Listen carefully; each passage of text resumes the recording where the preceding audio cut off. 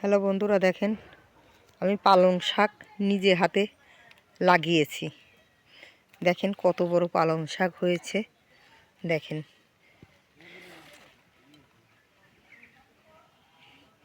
পালং শাকের মধ্যে আবার লাল শাক, ডাঁটার লাল শাকও লাগানো হয়েছে।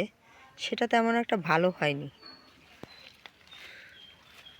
সময়ের মাঝে মাঝে যখনই একটু সময় পাই তখনই এই গাছ, শাক সব কিছু আমি লাগাই, কারণ এটা আমার খুব পছন্দ। গাছ লাগাতে আমার খুব ভালো লাগে। দেখেন কি সুন্দর পালং শাক হয়েছে। আপনারা অবশ্যই পালং শাক দেখে ভালোই বলবেন। দেখেন এটা আমার নিজের হাতে লাগানো। দেখেন নিজের হাতের জিনিস নিজের কাছে ভালোই লাগে।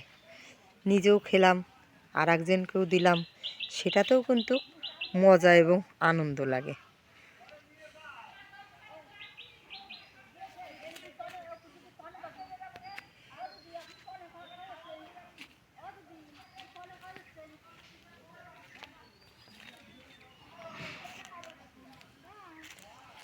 ছোট্ট একটা পেঁপে গাছ দেখেন সবে লাগানো হয়েছে।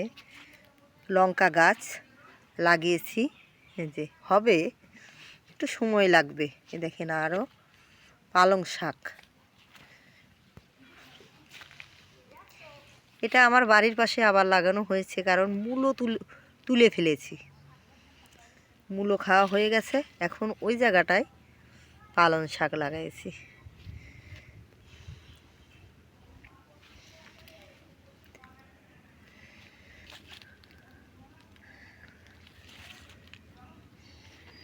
শাক সবজি তো খাওয়া উপকার, এর জন্য আমি নিজে হাতে শাক লাগাই, নিজেও খাই আর একজনকেও দিই, সেটাতে আমি মজা পাই।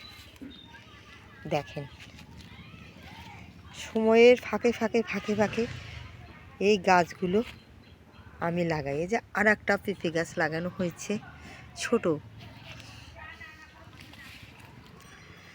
দেখেন পালং শাক।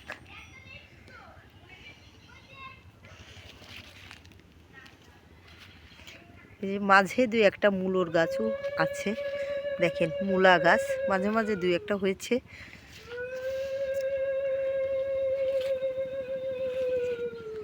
ডাঁটার শাক লাগানো হয়েছে।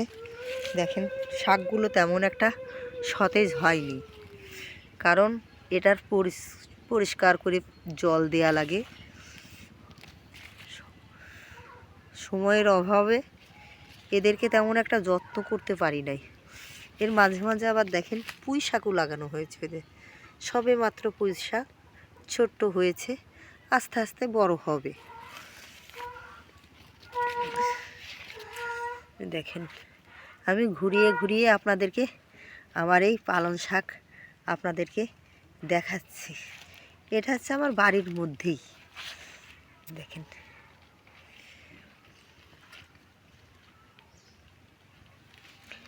আজকেও আমি পালং শাকের তরকারি করেছি, খুব টেস্ট, খুবই সুন্দর হয়েছে। নিজের রান্না নিজেই প্রশংসা করছি, কারণ নিজের লাগানো শাক খেতে কিন্তু ভালোই লাগে।